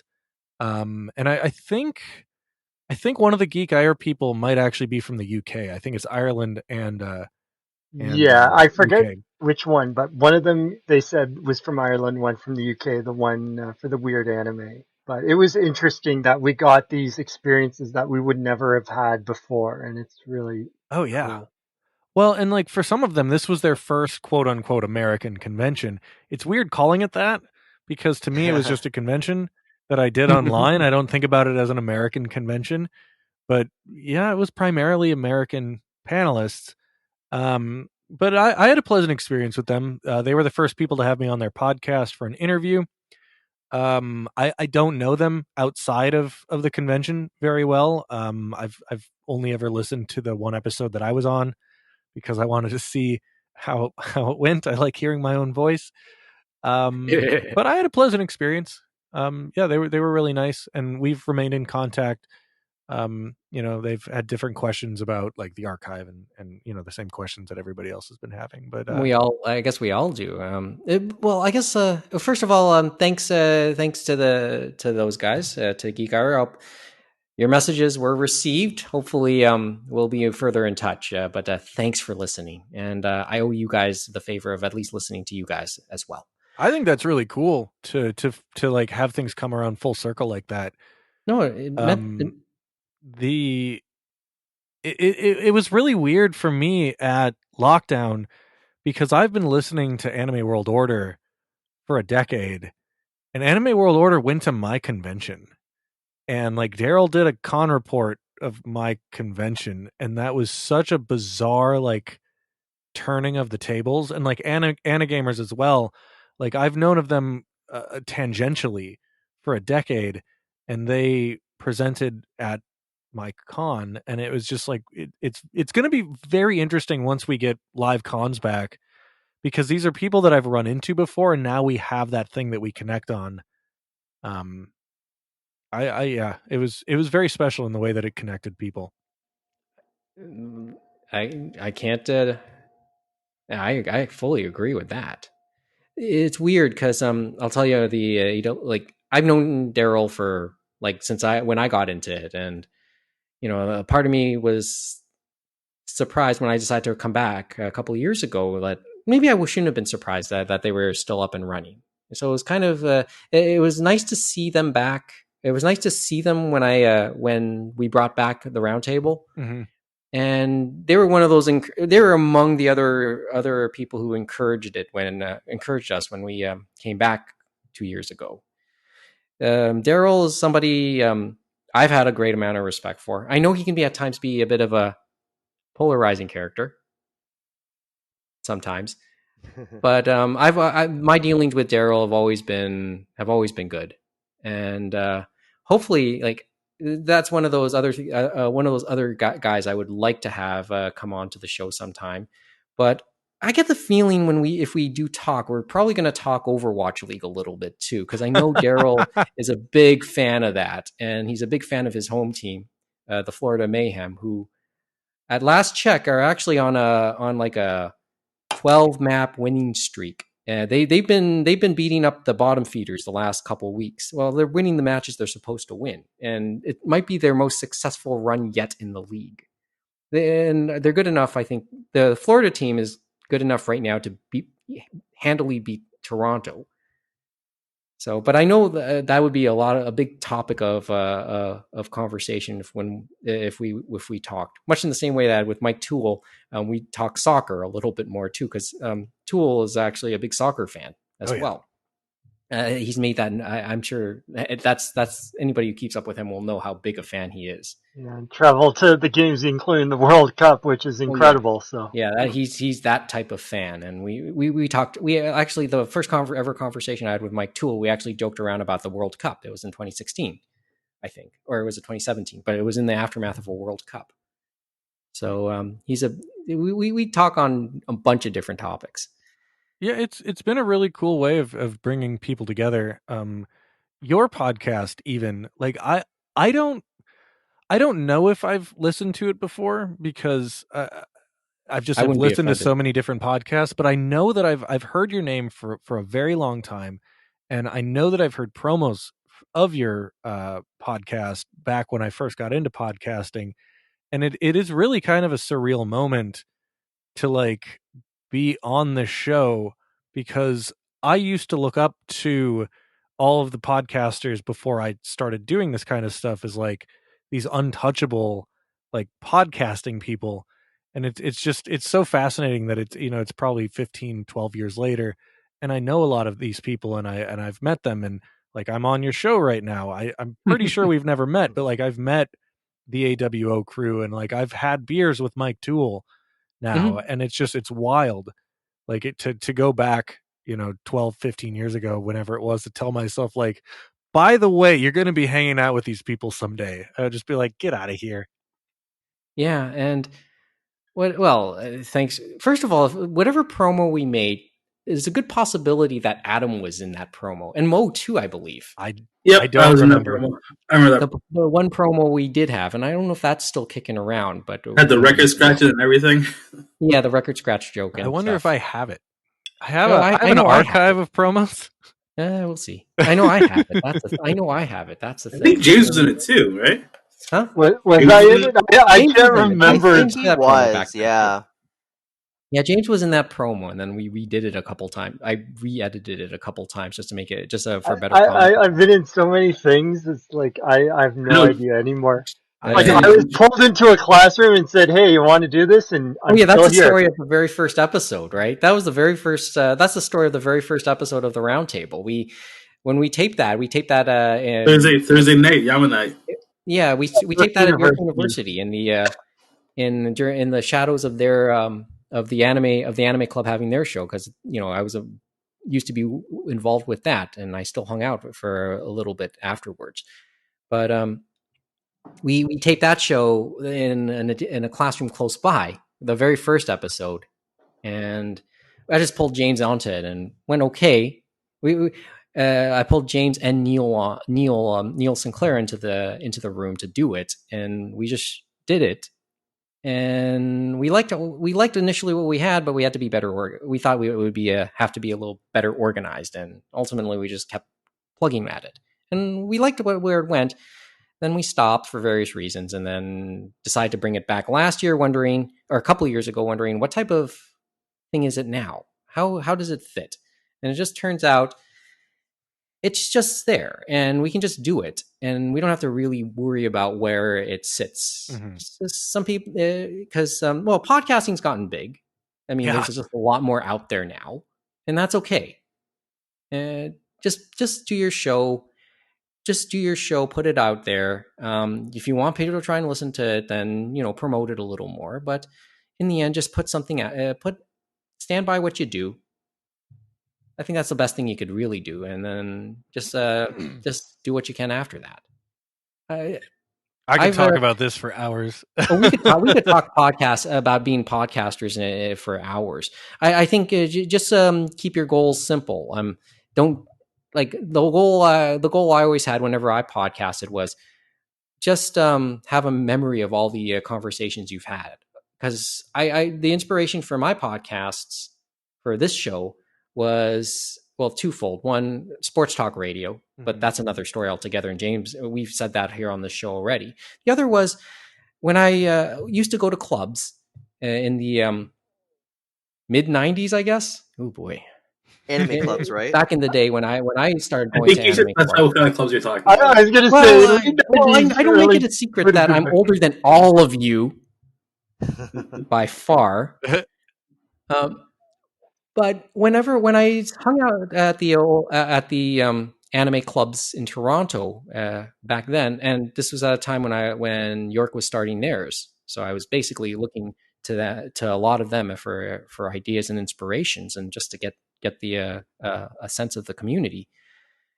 I got into many interesting conversations about fandom and the industry with all the organizers, and I found them so much fun. And then as time went, I also had conversations with the Comic Den brothers. If you know the people who used to host whose servers we used to use to host the original version of this podcast, and they were fascinating guys to talk to. James can attest to this one easily. Yeah, that would be interesting if we could ever figure a way to get them back with us just for a quick mini episode or something like that if they have the capability. Yeah, we'll talk. I'll mention that in a couple seconds. But they were fascinating guys to talk to about talking shop about the industry, whether it's about the pop culture industry, whether it's comics or anime, and anybody who searches out those episodes in the version 1 era will know what type of guys they were. And these were guys I wanted to introduce to people. I mean, same thing to a lesser degree, same thing with Neil and Adam. And they got known during their time. But the Comic Den brothers, Terry and Anthony Visser, those were two guys that I really missed talking to.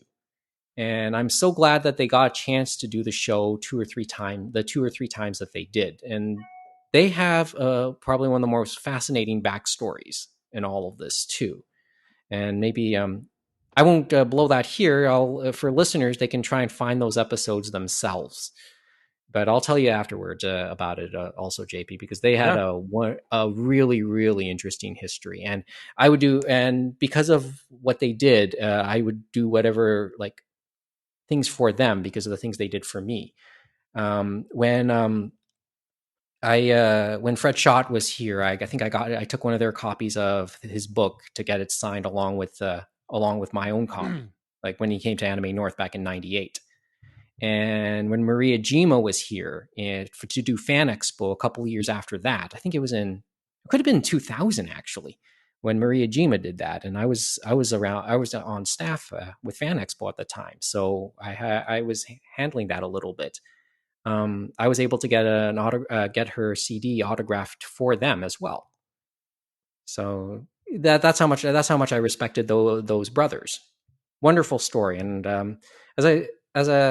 as James will attest and Kevin will attest, because they've dealt with them, they're sorely missed because they used to sell. They were our go-tos for buying our anime when we were into buying anime and manga, our DVDs and stuff. Yeah, they were definitely the place to go in Mississauga and stuff like that. And it's part of Mississauga is gone. You know what I mean? It's like, you think about it. Institution there. And you think about it in Toronto in general, especially the downtown stores and stuff like that, because some of them have had to move around. So it's tough times for those people, especially now since we heard about Diamond Comics as well. So hopefully they're moving forward, especially since Diamond's starting up again at the end of this month. Well, as I said, this is what I came back into when we came back 2 years ago, and I see you guys now. Well, tell me about some of the. How do you consume your anime and manga these days, JP? Do you have a habit of? Oh, I'm the worst. Stuff? Oh, do I buy stuff? Or what? I mean, I'm getting a better sense of some of how this generation of fans are a little bit. So I know you're a little older too, but I'm old for an anime fan, but I'm not old. Sure. Yeah. No, as I said, I got it all on above all of you. So. Oh no, I'm not trying to compete with that. I'm saying that if I go to a con, most of the people there are high schoolers. Yes. So that I know all of us are well out of that. Yeah. Yeah, so. I think that's just cons in general. Yeah. So I'm really bad about keeping up. For the longest time, I've enjoyed talking about and doing activities revolving anime more than the actual consumption of it. Actually, we have a lot in common these days. But I do still. I was subscribed to many of the streaming services until very recently. Obviously, due to being out of work, I unsubscribed from a lot of those services. But I had Verve, I had Funimation, I think I had a Hulu and a Netflix, and I got rid of those. I tend to consume digitally. I like. Yeah, that's sort of understood. That's the way it goes. It has to be really good for us to want to buy a disc these days, I suppose. Yeah, and a lot of these services offer a free option. So like today, I watched an episode of My Hero Academia, although I think my Funimation account hadn't quite expired yet, so I was able to watch that. But like Shonen Jump, I've subscribed and unsubscribed to their app dozens of times over the years because I get it and I read it for 3 weeks and then I forget I have it for like 3 months. And you've paid for it. Yeah, and then and it's like that's where they get you, right? $10 a month. I'll buy a light novel once in a while. I try to watch a little bit from every season, but it's just really hard to keep up. And something that I think I was talking about this in our Discord, which is insane that we left it open, but people are still active in there. Were you talking about ROD? Because I saw that. I happened to go back into the Discord, and you were talking about that. Well, I have to tell you, you should be watching that Blu-ray set. It is great. What I was saying is that as I've gotten older, it's been a lot harder for me to get inspired by anything, and that doesn't mean that what's coming out now is bad. It just means that I've seen so much at this point that it's a lot harder to grab my attention. And so one of the last shows I got really excited about was Dr. Stone, but that ended at this point, probably 3 or 4 months ago? And there'll presumably be more because I'm to understand it was a very popular show and it doesn't end in its TV run. So I assume there's going to be another 26 episodes at least. ReZero is another one that I got really excited about, but that one, thank goodness. But that one ended in 2015, 2016. I think we have another season coming up, but it got delayed because of what's going on. I like Grappler Baki.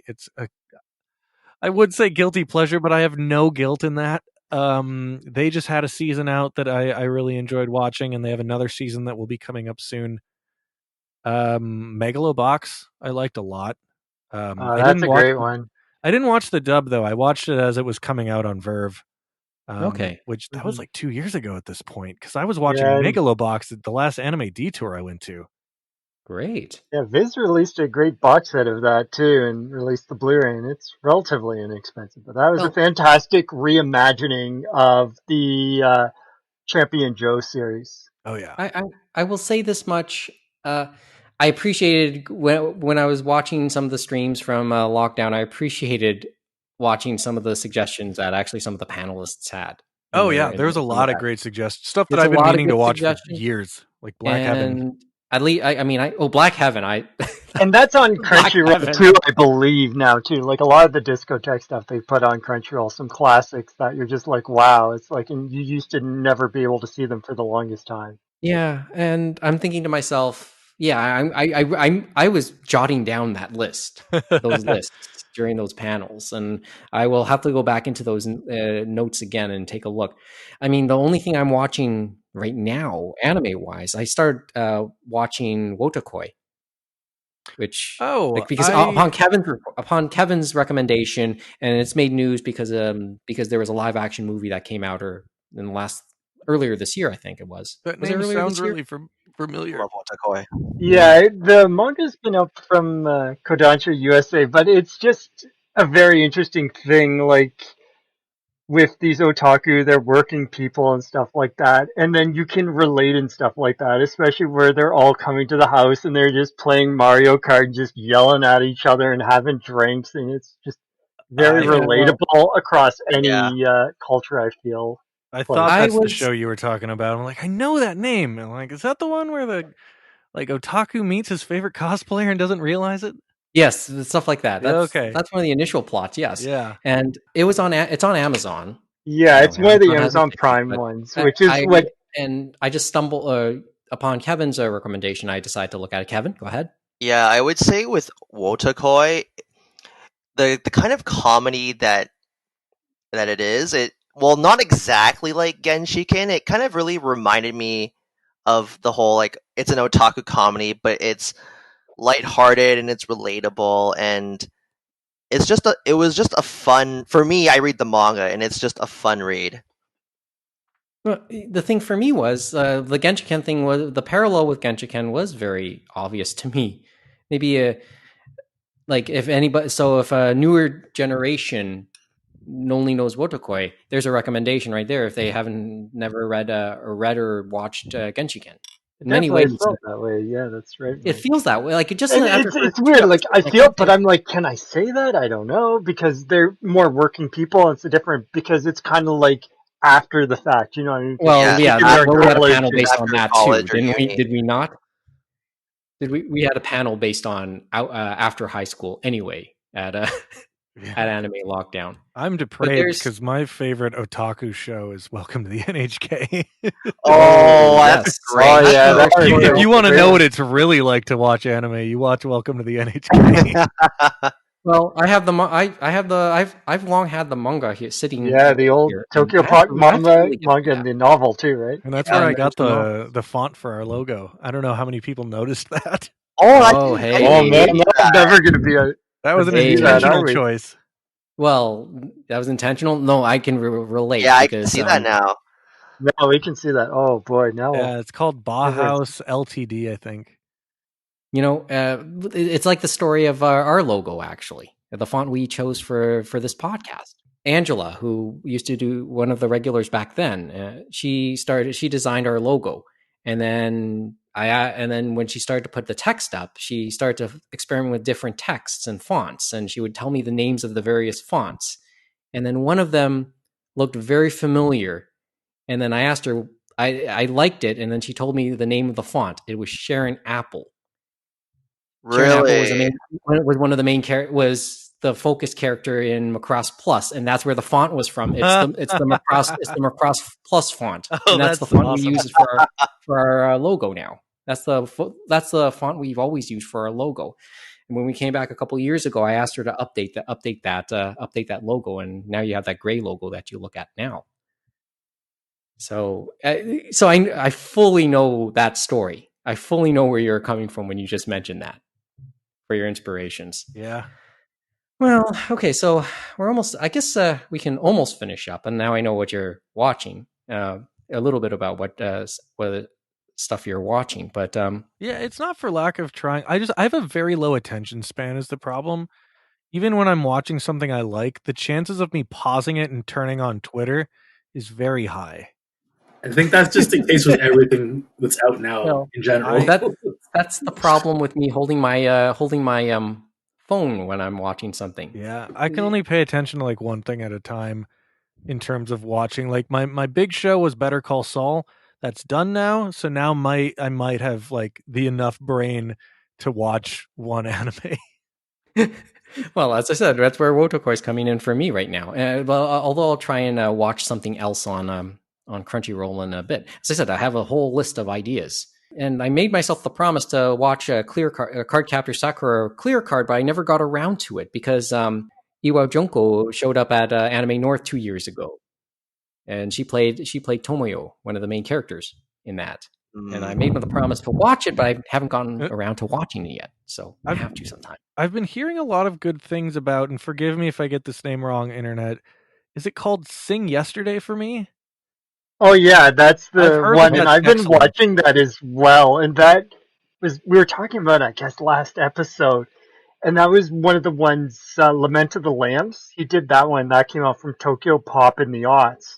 And he did Sing Yesterday. He started before that. He started in the 90s and finished it 5 years ago, like in 2015, 2014. Oh wow. So it's kind of weird because you see in the art style and everything like that, that has that 90s feel. You can see the origins, but it's a very interesting story and stuff like that. Is that a Beatles reference in the title? I'm not sure, to tell you the truth. It's like we'd That's have to my take a look, namesake. but I could believe it. I could believe it. Okay. Well, at least I know what people will have on their queues soon.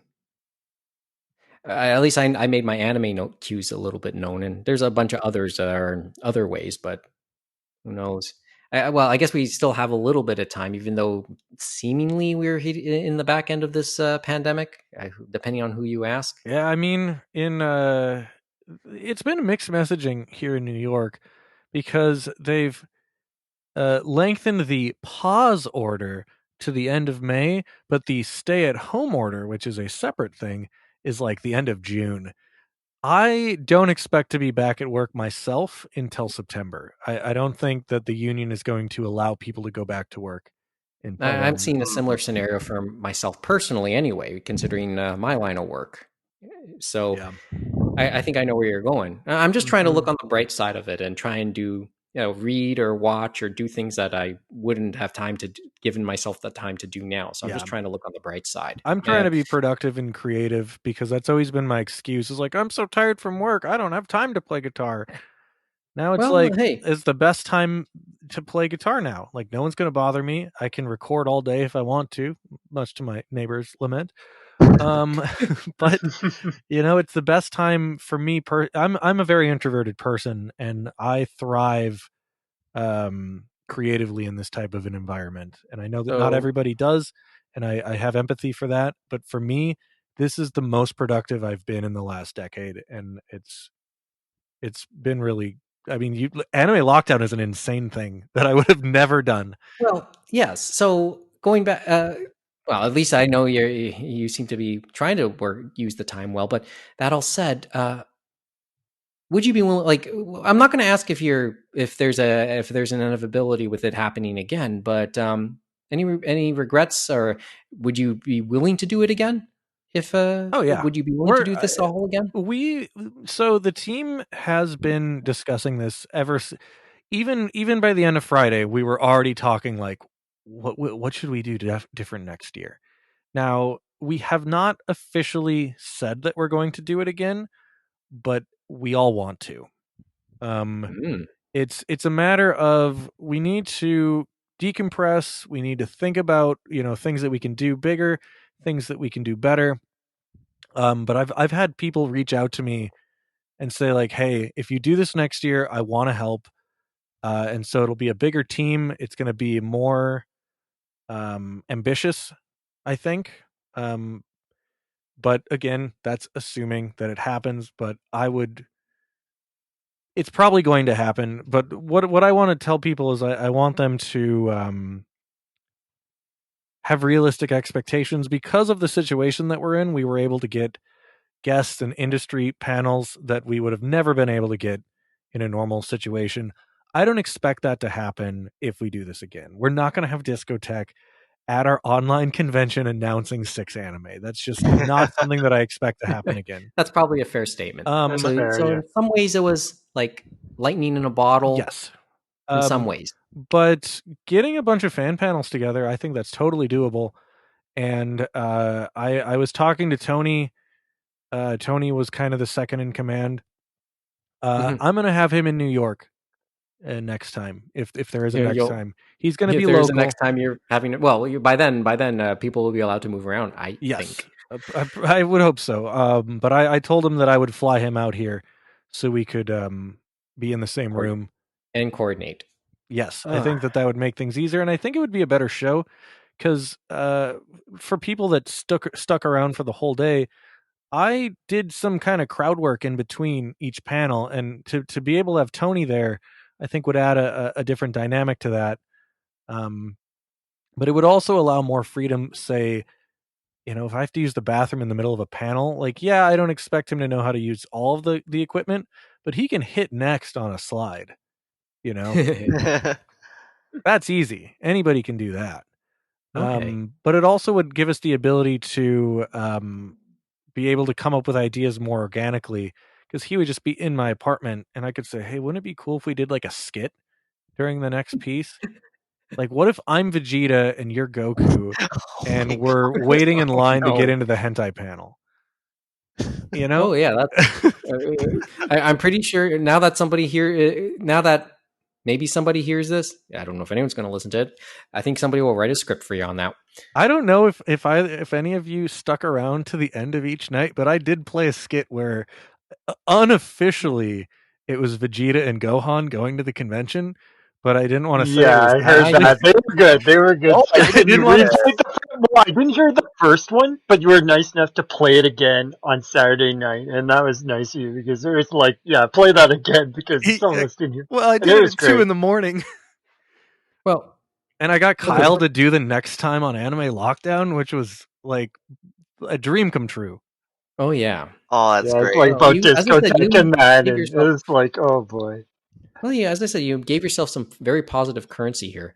Question. So now that I think about it, in things maybe that may or may not come up in the next little bit. I see 10 videos in the YouTube channel. Is there any plans to add any more? There are plans. So it's just a really rights issue. What's the question? There might be I understand there might be rights issues, but is there something you can see adding to that? I've been doing. Let me pull up. I made a graphic of everything that I've posted so far. Let me see if I can look at that. We have all 10 videos. I see all 10 videos here. So the robot in anime, Beyond Anime High School, which is basically where all of us are right now. Yeah, for grown-ups. Doki Doki Literature, anime cult classics, History of Mecha. What's the deal with Real Robot? That I enjoyed, by the way. Yes. The criticism of film criticism. I have to say that was fun too. I was on that one. It was just you were in that one. It was just I can't get specifically. It's just I know I was so fascinated by the banter there. I can only speak generally right now. Me and Mark have been doing panels together for a very long time, so we have a natural chemistry. Yes, and that showed in that convention. During that panel. It's horror funny. and Pokemon. Yeah. What's funny is during our last panel, which just by chance happened to be me and Mark again, that wasn't intentional. Somebody made some comment in the chat like, "Oh man, Mark, are you going to put up with this?" Or he just said this comment about this thing, and I was like, Mark's been doing this with me for a decade. He knows exactly what he signed up for when he asked me to come on his panel. Like there was no surprise here. Yeah, kind of like unlike me asking Adam Grant to do the show for the first time. Okay, I found it. I made a list where I was crossing things off and marking things that I couldn't post or didn't want to post. Mm-hmm. So opening and closing ceremonies, I wasn't planning on posting because, like, what's the point? Opening ceremonies is me just like, hey, welcome to the con. Here's the rules. Wait. Well, let me tell you something else. When we finish up, I got something to say about that. But go ahead. Closing ceremonies is just me and Tony babbling for 2 hours. I didn't want to make people. Yeah, which one? What now? 90 minutes over? Yeah. Well, yeah. I thought it would be a half hour. The Metal and Anime Connection. Since that already got us kicked off YouTube, I didn't imagine I'd be able to post that. I can try, but I assume that would get kicked off immediately, as well as the hentai panel I wasn't going to attempt to upload. There's a few panels that I've been specifically asked not to post. Just the panelists wanted them to be a con only experience, and so I have to respect that. Understood. But yeah, there's still a handful on here. The Right Stuff panel I have permission to post. I just haven't gotten around to editing it yet. Discotheque Media, they've given me permission to post theirs, but they. I'm a little surprised to hear those ones. Should I be surprised that they gave permission? I don't know. The Gundam and Demons and Cool Animators, I've been given permission to post. I Hate Sports Anime, I have permission to post. A lot of others. One I want to re-see. It's just that it takes a long time to render these. I think I may have said it in the beginning of the podcast from the convert, because OBS outputs in MKV format. Adobe Premiere cannot read that. You did hint that. It's just so let's see what was still on the list. Converting the file takes time, then rendering the file, then uploading to YouTube all takes a really long time. But for the most part, everybody's given me permission to post. So there are more coming.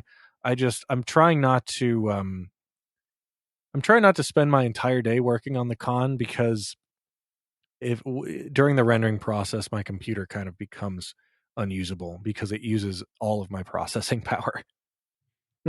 Understood. But there are more coming. And whether those get flagged for copyright is up in the air. Some of these, like History of Shonen Jump, he doesn't play any videos, so that one should be fine. I think Discotheque and Right Stuff, I could maybe make the argument that the rights holders gave me permission to post those, but we'll see where the copyright claim comes from. Because I imagine it'll come from the Japanese company. Yeah, no, to be fair, it is meant as a promotion. It is, but YouTube algorithm doesn't know that. That's but the thing. I can make the argument that I was given the blessing from the people that own the North American rights to post these. That doesn't mean that they're gonna magically become available, though. It's all no, okay, but at least we know what the intention is. Yeah, there is more coming. I wanted to take a break. Well, you've earned it. I'll say that much. We'll put a link to the YouTube channel in the show notes on our blog. Is there anything else? Is there another? Is there a way we can keep up with you on Twitter, JP, or is it just through the Anime Lockdown? The Anime Lockdown Twitter is probably the best. I still check it every day. So if people want to talk to me, I'm on there. Otherwise, I really don't tweet that much. Well, yeah, sounds like me. What is it? Anna Lockdown Con. Anna Lockdown Con. Yeah. Thanks. So here's the thing I want to say. The one thing that quickly put me on your side, as I said, I didn't know about the convention until a couple days before it happened. Sure. When James and Kevin put me on to that, made me aware of it. But the one thing you said, like the whole theme of the opening ceremonies, you constantly said, "We're here because of the situation we're in," and many of you had. Like, we're doing this for people who can't go do the conventions, and it would be the most important thing, or the whole theme about this is the most important time of year for them. We have businesses, vendors who were set to make their business during these conventions. That's been taken away from them. We have artist alley goers and artists who were willing to peddle their works. That opportunity has been taken away from them. And we know that there are virtual con goers who are here willing to spend money, and that's great. If you're willing to spend that money, we hope don't worry about us. You can spend it locally, help out your communities. But if you truly want to spend it here, help out the vendors, help out the people in the artist alley, because this is their only chance to one of their regular chances have been taken away from them because of all this. And those words in the opening ceremonies really struck with me, and that's why I just kept listening. And you won me as a fan at the time, and I'm so glad that it went well. It sounded like and by the end of it, you sounded so emotionally drained. Oh man, yeah, I almost cried during closing ceremonies. That's the other reason I'm not posting it. The other thing is, yeah, and you told me, and you mentioned it. You freely admitted this when Veronica Taylor went into the Ash character for you, giving you a shout out at the end. You told me you almost lost it. You said you almost lost it. That was such a surreal. I grew up watching Pokemon. This was before I knew what anime was, and so yeah, to hear Ash Ketchum say my name was like totally caught me off guard, because I didn't ask her to do that. You know, that's a classic. Like, can you give me a shout out in the character name? Like, people were asking those questions, and I was like, I'm not asking Kyle Hebert to give a shout out to your brother in the Vegeta voice, the Gohan voice. No, and the thing that you bring up is I'm glad that you mentioned that, because that was something that I wanted to make. That was the first mission statement that I had before anything else, it was, this is not going to be about what I want. This is not going to be about my favorite shows, my favorite people, my favorite panels. This is for everybody else. And that's why there were panels that, like, I like robots, but I would not go to 6 robot panels, but that wasn't for me. That was for everybody else, because not everybody's going to go to every robot panel, and I wanted it to be a platform for people that maybe they only get to do their panel once a year, and that just got taken away from them. And like, I remember being a panelist. I looked forward to that all year long. And I would be like devastated if that had been taken away from me. And like, yeah, it's for a good reason. Nobody's debating that fact. But I wanted to give people something to look forward to for 3 days. Just because it's a bummer what's happening. That's an understatement. But yeah, the dealers was a thing that happened very last minute. I originally didn't know how to involve them, so I wasn't going to try. Not because I don't like them, I just didn't know how to do it. And people kept asking, like, are you going to have a dealer's room? Are you going to have a dealer's room? And I was like, I don't know. Tony, can you help me? And then he figured that out all on his own. And I know not everybody made money, but some of them made a lot of money. And I'm not going to share the amount, but some of them made a very impressive amount of money in the weekend. And I know that our DJ made enough money from tips to be able to pay off some of the debt that they had buying some of the equipment that they use to make a living. That's good. Which is really That's incredible. Yeah. Yeah, no, that was kind of our number one priority from the beginning. Is this is not, I know I keep saying my con, but it really isn't my con. It's my con in that I set it up and I had the idea and I organized it, but it's everybody else's con in that I didn't do this for me. I did this for everybody else. Well, and as I said, it became an outlet for a lot of people who otherwise wouldn't have had that chance because of the way things are going out there right now. I mean, here we are again. This is the beginning of a long weekend here in Canada. The Victoria Day weekend is the weekend before Anime North here. And we've harped on this, James and I have harped on this many times. That's a big weekend for that Anime North weekend is a big weekend for the stretch of Airport Road and Dixon that holds actually where the convention takes place, and here in the west end of Toronto on the airport. Kind of crazy how that turned out, isn't it, Mike? Considering where we were at the beginning at the Constellation and that, and now where we've become. Mm-hmm. And the hotels and the restaurants that they look forward to that weekend because from my understanding, that is their most profitable weekend. It is their Black Friday. It is their Black Friday. So this is, and it's just crazy because you just see a massive humanity everywhere you go, and they're just spending that money at all those businesses and stuff like that. And it's just crazy to think that it's just going to feel so vacant, like someone was ripped out. You know what I mean? And I'm sure that's the same for a lot of other cons. Yeah, and it's going to be tough for them this year because they don't have that.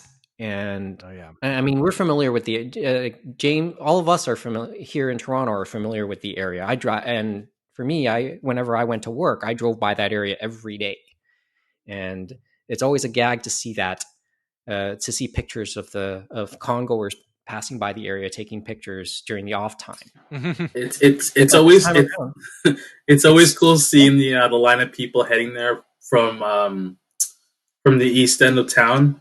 Down on Kipling Road and so forth, waiting for buses to get down. Oh yeah, and that's not going to happen this year, and that's kind of like, as I said, your opening ceremonies made me think of the everybody who will miss out on that opportunity. Yeah, there. And for some, it could be their last. Maybe they may not get the next chance. Yeah. So as I said, when I heard those words from you, JP, you had me on your side. I mean, on a more positive note, not to talk about everything being canceled, there were a lot of people that also told us that we were the first con they've ever been able to go to for a variety of different reasons. And that's also like why we want to keep doing this, because sometimes it's out of their control. Like a disability would prevent them from going to a con, and while it's not a one-to-one experience, I say we got pretty close. Well, it's better than a 0-1. Exactly. So I mean, if point it's a 0.5.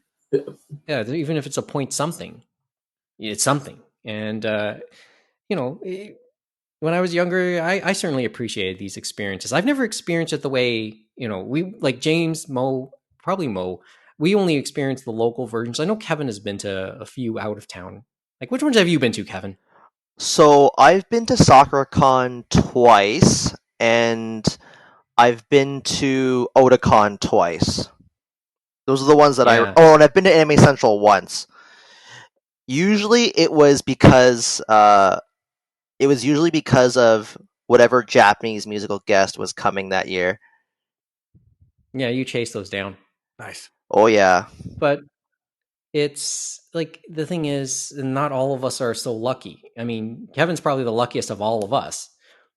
But we're lucky but for us here in Toronto, we're lucky to have something of interest, of some significance, to come to this city.